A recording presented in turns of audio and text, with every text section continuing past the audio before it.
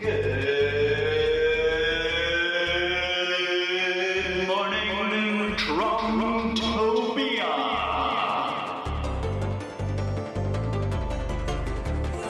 A special segment of the almost daily Zencast. Hosted by the incorrigible Mr. Zappa. Let's talk Trump. Greetings and salutations, friends. Hello and namaste. I am your eccentric talk show style podcast, spirally rambly host, the incorrigible Mr. Zappa. And today is apparently, I was not keeping track. Someone said this on the public discourse airwaves of television, I believe, but we are in day 50 of the Trumptopian measurement of the pandemic. In other words, it is 50 days ago from today that the United States of Trumptopia had its first death registered and attributed to COVID-19. And here we are, enduring the most ironic thing I think we've ever had to endure as a country. And I don't mean that disparagingly to all those who are truly suffering, because that part's real and valid and abhorrent and tragic. And I say what I say to call out, like, I understand. I'm in a really blessed, lucky, privileged position that I'm not in more dire straits myself. And that the people I know, right, or my friends and stuff all seem to be getting by. But I also see and have had contact with people while out and about in the real world who are, and I always see and recognize when I'm out and about in the world, pandemic or not, those that are generally kind of invisible out there on the streets.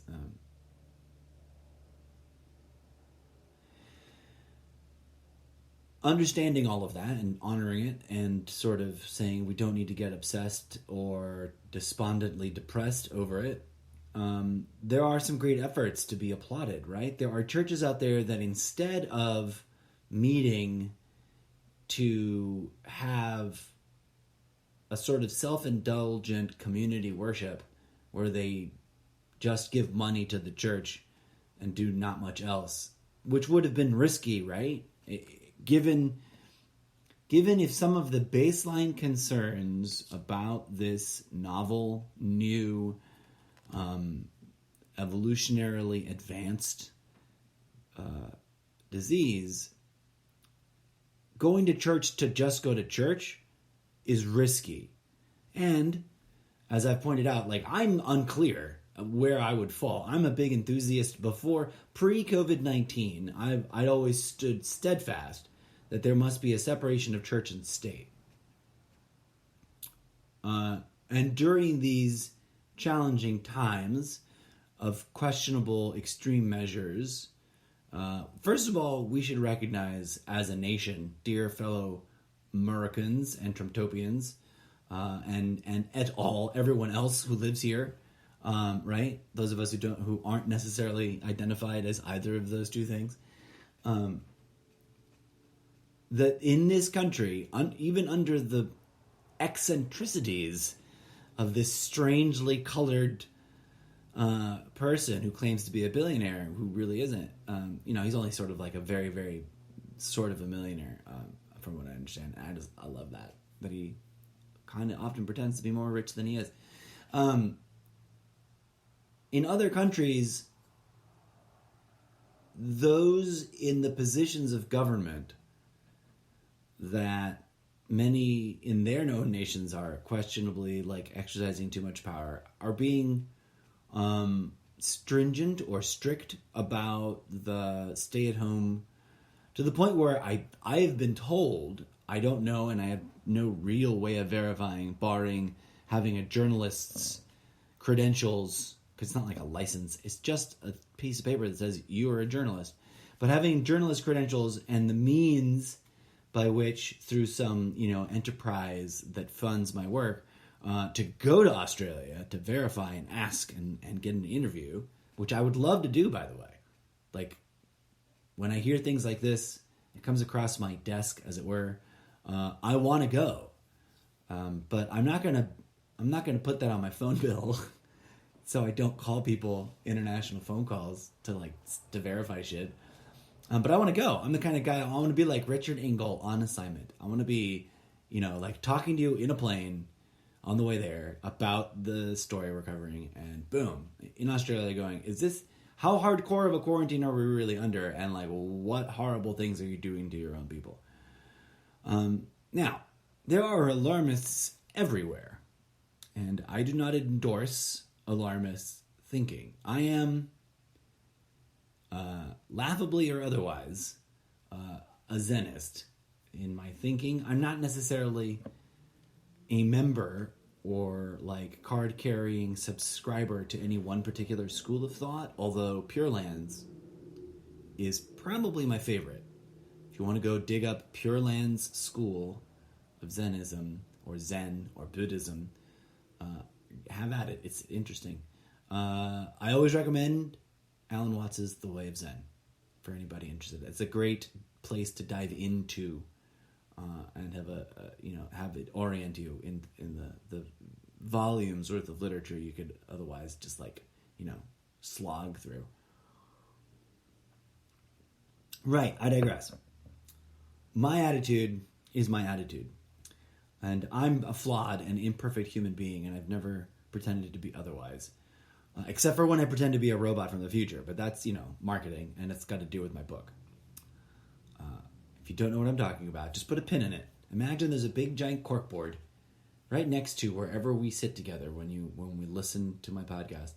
And we're like, oh, you know what? That's an interesting topic, but we're not going to go there right now. Put a pin in it. It's like, imagine a soft, gentle, not going to kill you kind of pin, and then you put it in the corkboard. I don't know why I'm paranoid about sharp objects, but I am, in terms of encouraging other people to use them. Imagine something that's not harmful to your eyeballs, and it just attaches. It puts the pin. The idea. It pins the idea to this. It's an imaginary corkboard. You're not going to actually put a corkboard up there. I say it a lot. I've said it a lot throughout the history of the podcast. There's probably a lot of things up on that pinboard, that imaginary collective pinboard, that I need to go back and piece together and be like, oh, here's an episode about that. But let's get back on track. This historical moment we're living through, I've expressed my opinion about it already in many different ways. And again, I will, in all earnestness, repeat the refrain. Whether you believe in cosmic signs and auspicious alignments and that kind of hippie new age woo-woo nut job talk or not, circumstances are what they are. That if you are blessed enough and lucky enough to have a roof over your head, have the internet at your disposal, and have the ability to turn off your television and turn on some inspiring or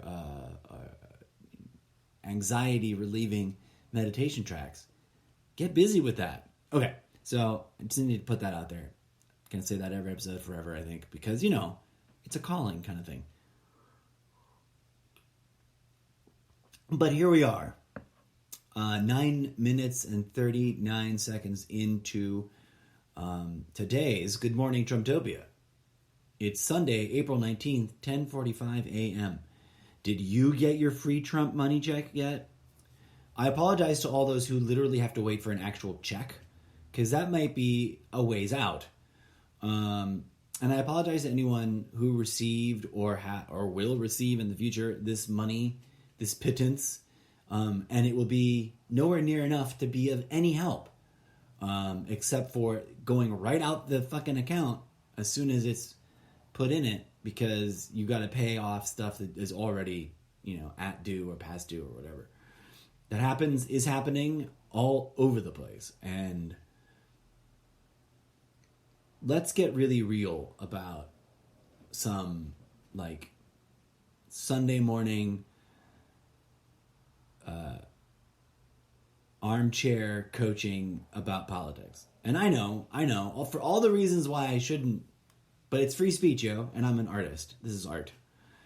I would humbly propose to you, dear friends, dear listeners, that whatever Trump and the Trump base, especially the Trump base that's really, really into Q, and whatever anybody says coming out of the conspiracy theory community, irregardless and independent of whether they are part of the Trump base or not, if we set all that aside, if we could, and just look at what has failed to happen in real life terms, if we were to imagine this pandemic exactly as it has happened, but under not a past president, but let's say a future perfect, an imagined presidential icon of ideal Democratic Party ideation and of ideal Republican Party ideation. We can imagine both. I'm not so much anti either party as I am anti-party. That doesn't mean that I'm against both parties. I love human beings, right? Human beings do this thing where they engage in politics. And instead of engaging in civic organization. And this is where we can really get into talking about what I mean by that. For those of you who've been following along and dutifully listened to previous episodes, you've probably heard me say that politics is a distraction from meaningful civic organization. We are a bunch of human beings, except for me, because I'm an artificial, cybernetic, AI life form from a time frame slightly advanced than yours, so that it would be reflective of your own future, where we did a lot of the same dumb things you did. In other words, an alternate timeline just like yours, but in my timeline, I'm from the future. Why am I explaining that? We are all human beings. I'm some Frankenstein-like replicant clone of human beings, but so I'm subject to the same flaws.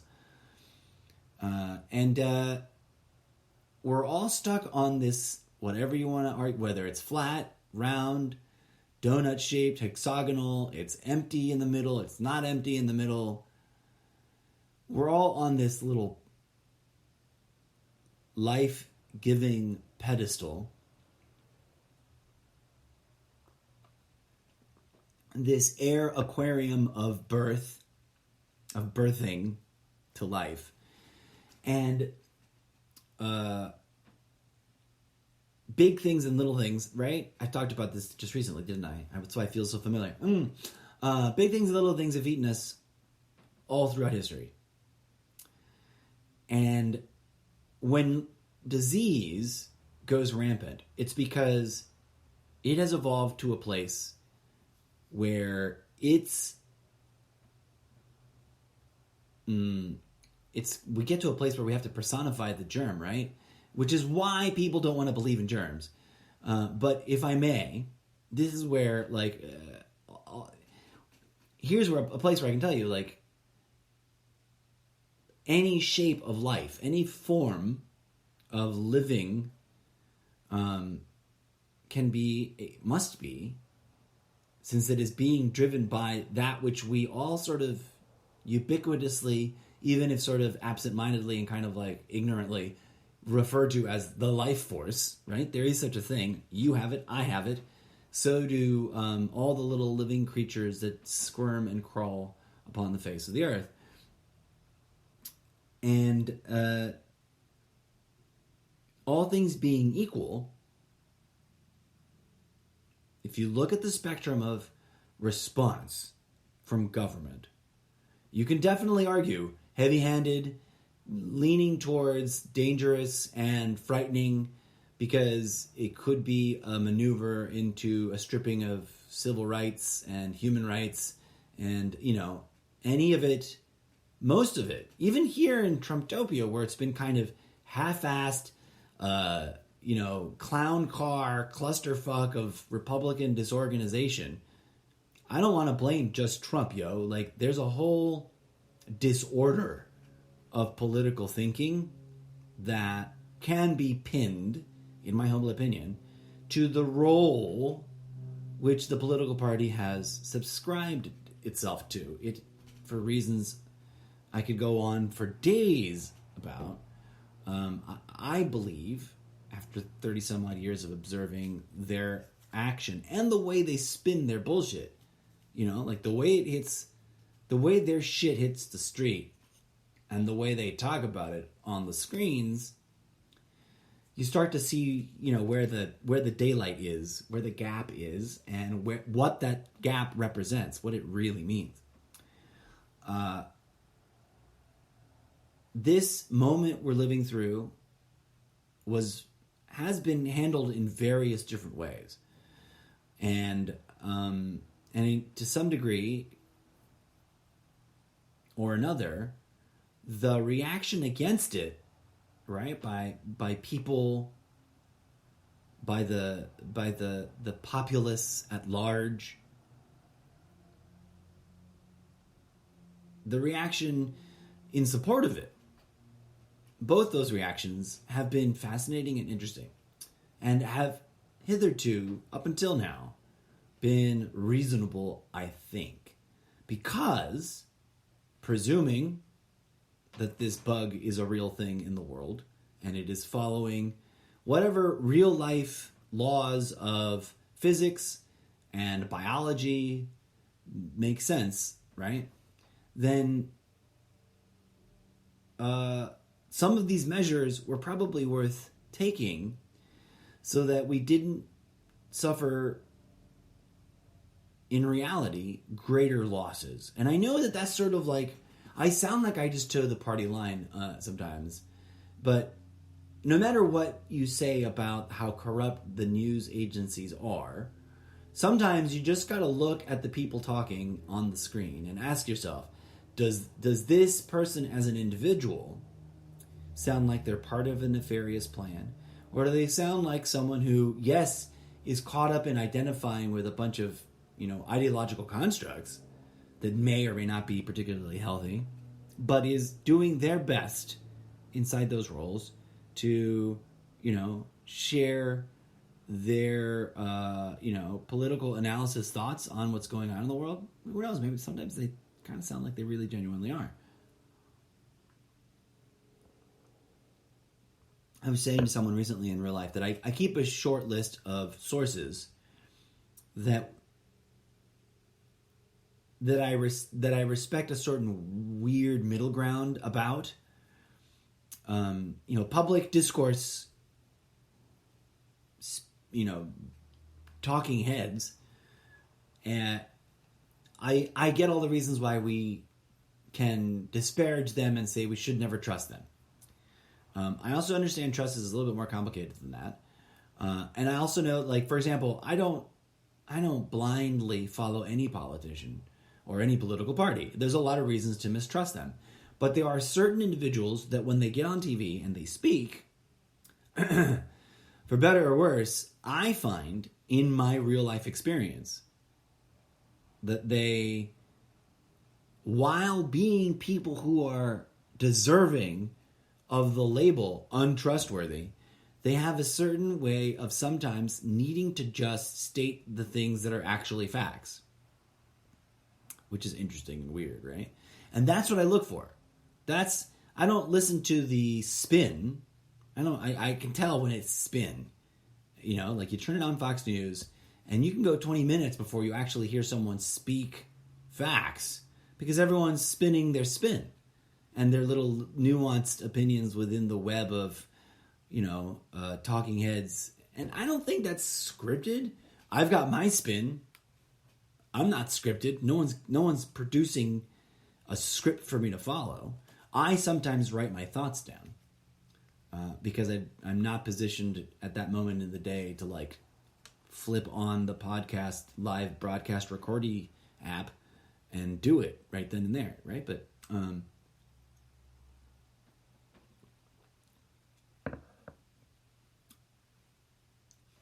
taking everything as a whole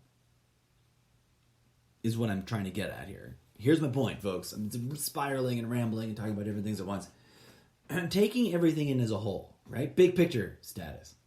Here's why and I said this before and I'm saying it again just to double down on it on my show. It's my show. I can talk about what I want, whenever I want, for however long I want. You can love it, you can hate it, you can listen to it. It's free. You don't pay anything. So give it some love, folks. Here's my opinion. Occam's razor, probability, most likely, most plausible, based on my limited understanding of how the world works. That germ is real, and it's scary enough that the system, which is not a totalitarian, monolithic system of oppression, through and through, with evil lizard people wearing fake human faces at the DMV, right? It's not. We're a bunch of normal, everyday, weirdo talking humans.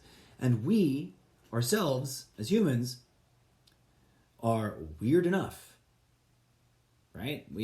And remember, we are an expression of this thing we call the life force. And what does life do? It seeks out to express itself in various forms. And we are at loggerheads with a law of the universe. Life consumes life in order to sustain itself. Full stop. You can't eat rocks. So, to the best of my understanding, microbiology is real, and there are living organisms of all shapes and sizes that need to consume something. And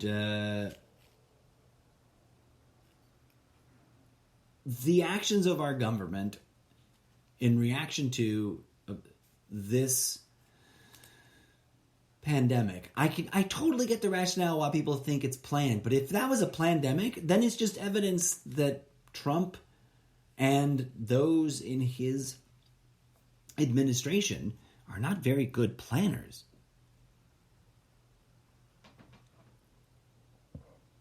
I posit to you again, dear audience, as a sense of reassurance. You know why? Here's why. Here's why it's important to me and why I've rambled about this twice on the show, and we'll probably come back to it again as things peter out and we return to normalcy, which I've got a huge opinion on. I may have already done an episode about that too, so put a pin in it. We'll come back and check. I won't check. I'll just talk about it longer later. But the normal we had before, it isn't, I don't want to use this harsh of a language, but no matter what your favorite golden era of making America that again, it wasn't that great, you guys. It wasn't. It really honestly wasn't. And that might very well be true at a global level. Pretty much since we knocked over the Tower of Babel, it's been a quest, apparent? No. It's been an errant mission. We've been off the rails, you guys, in my humble opinion. But my question to you is, as I deal with some indigestion live on the show, my question to you is, as we look forward, can we deal with the fact that our governments were caught off guard in different ways and had to confront and are dealing with confronting their own corruption now in the midst of this problem? And we can get into the shocking crazy, shocking news that the small business loans program that was created not but 3 weeks ago, right? It feels like a minute and a half ago, that they made a big... Here's some, like, weak-ass, like, we don't know how the trumpets are supposed to go. Trumpets announcing this SBC loan program tapped out of money because they gave huge swaths of money to big, huge, giant corporations that probably didn't need that much money. Now, is that part of the evil, nefarious New World Order plan? That doesn't sound like what the New World Order does, right? Also, FEMA's not butchering us and putting us into meat cakes or what's the name of that? Soylent Green. Although there is, curiously, a Soylent Green food product. And ironically, whenever someone refers to Soylent Green, I totally just hammer that line. I just ride that line. It's people, Soylent Green. And I don't think that. I don't believe that they're actually liquefying people and selling it back to us as food. If I'm wrong, then, dude, if that's going on, we're way more fucked than we think we are. But I gotta take a minute and reorganize my thoughts and present the today's DJ Z track. Melodic Techno Remix Building Blog Big. Here it comes, folks.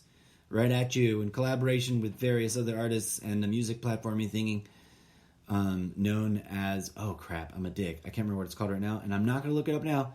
But here comes a loopy thing that I looped. Enjoy. I'll be back in just a minute.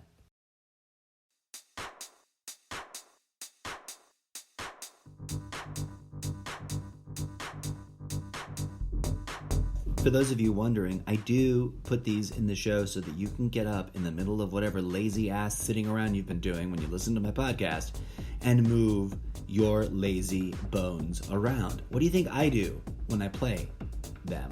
I get up and dance.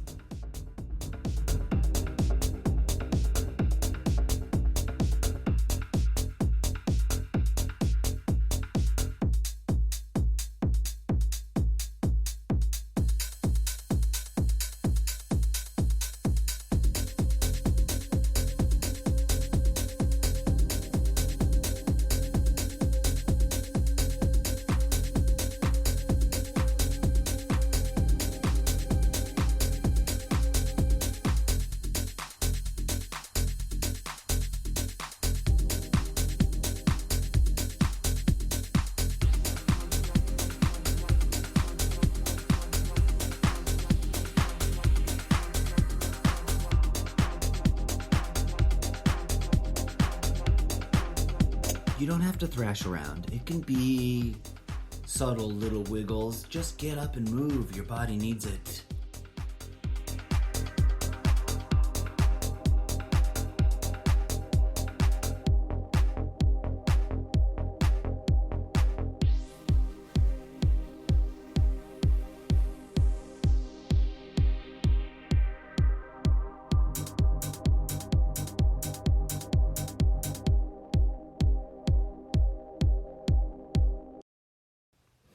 Yeah, I'm not that great at that yet, but someday.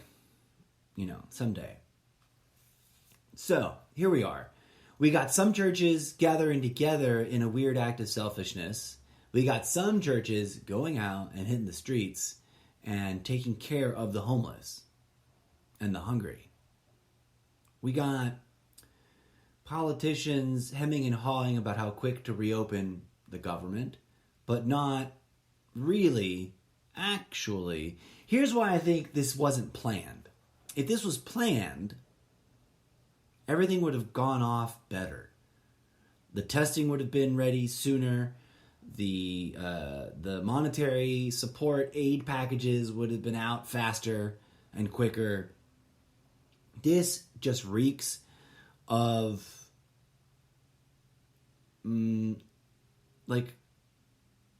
I'm not quite sure how to phrase it, but it reeks of Trump. It just reeks of Trump doing what Trump does because he's more interested in ratings and being able to claim that the stock market recovered after whatever horrible thing the stock market tanked about because he caused the tanking, he'll take credit for the recovering, right? So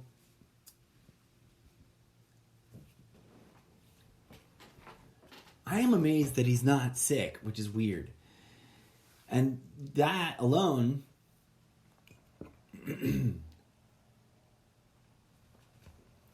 doesn't prove anything, but it makes you wonder, how hard people are going to cling to the conspiracy theory about it being an assassination attempt on Trump, that this was all about trying to get Trump to get sick and die. Well, it flopped miserably in that particular. So, coming full circle, because, right, we've hit all the bases. We've talked about this before on other episodes, and like I keep saying, it feels engineered when it's that many theories. When it's that many theories, it feels engineered. And if it's engineered, then what is it really about? And does that automatically mean... Now, I feel like some people might listen to what I've got to say and think, well, you're contradicting yourself. I'm like, no, I think the virus is a real thing. Like, there's a real disease, and they're capitalizing on that moment. They always do. Like, fear-mongering is fear-mongering, right? Those in control that are doing politics instead of civic organization know that the more anxiety-ridden you are, the more likely you will attach yourself to voting issues and vote. That's a proven tactic that works on a percentage of people. It doesn't work on everybody.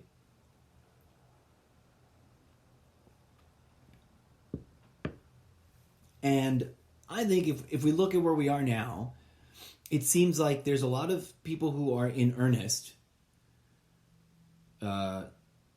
fighting to protect and heal and help recover those who get sick, and that's been going and expressing itself in ways that are very organic.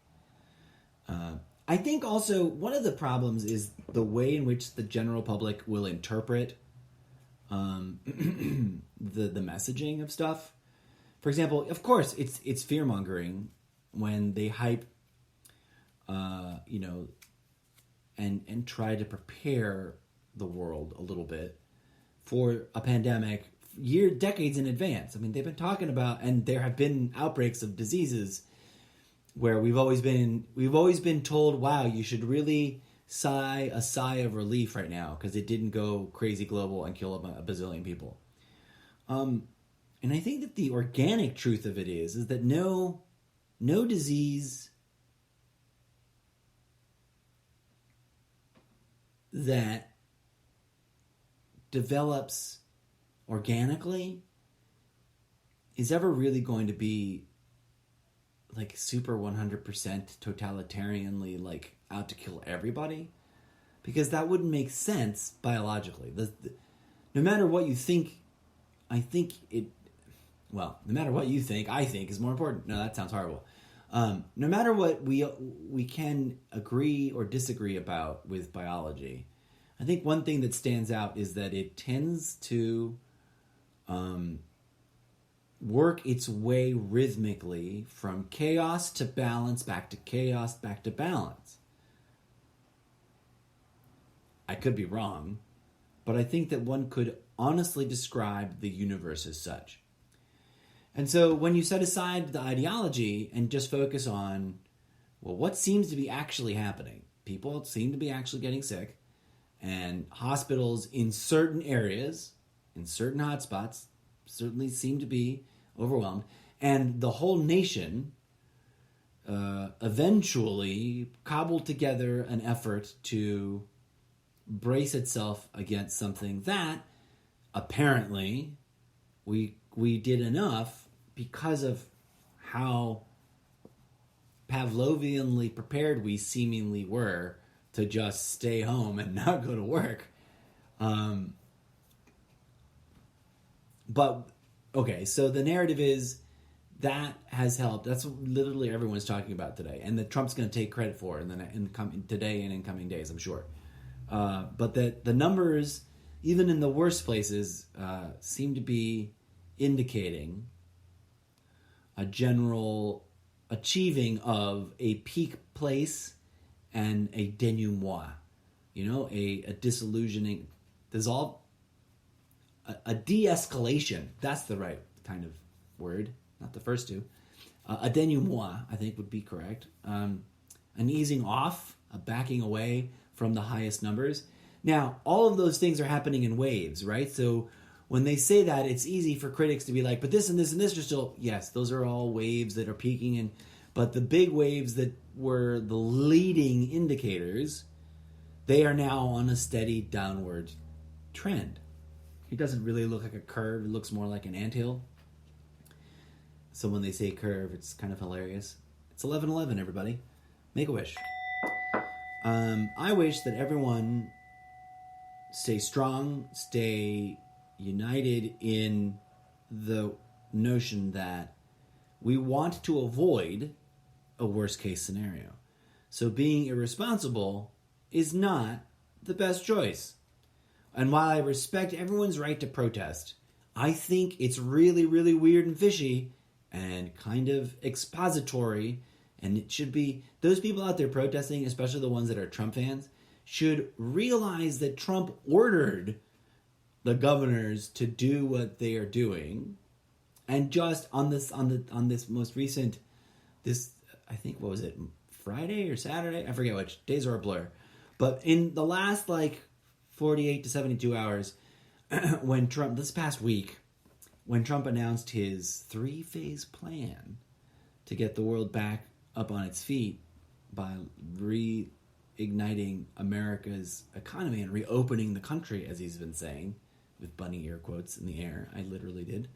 And that whole journey about who's going to reopen the country and him having a hissy fit in front of the media, establishing for who the most rabid and they just want to see him say stuff fans that don't really care what is real and what consequences come out of statements being unreal. They got to see him say I'm strong, I'm the strong man, I get to choose, I'm the decider. And there are people who sort of just love that whole journey to where we are now, which is his tweeting encouragement for protesters protesting the governors of red states for their tyranny. Well, maybe he did a mix. Maybe he did blue states. Maybe I didn't really look at the list of states. I do think that it just, either way, that president, the same president that's telling his Trump supporters to protest against the tyrannical governors of their states, is the president that deployed a 3-month plan which was super vague and basically said, okay, we'll sort of keep social distancing in mind and escalate things based on goals that we leave it to the states to all do. He punted. Trump supporters should be outraged, is my point. And I'm going to leave it at that.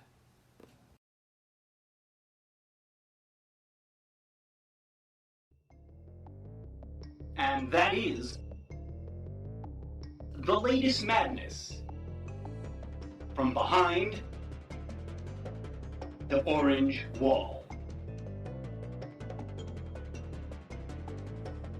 Thank you for listening to GMT, a special segment of the Almost Daily Zencast.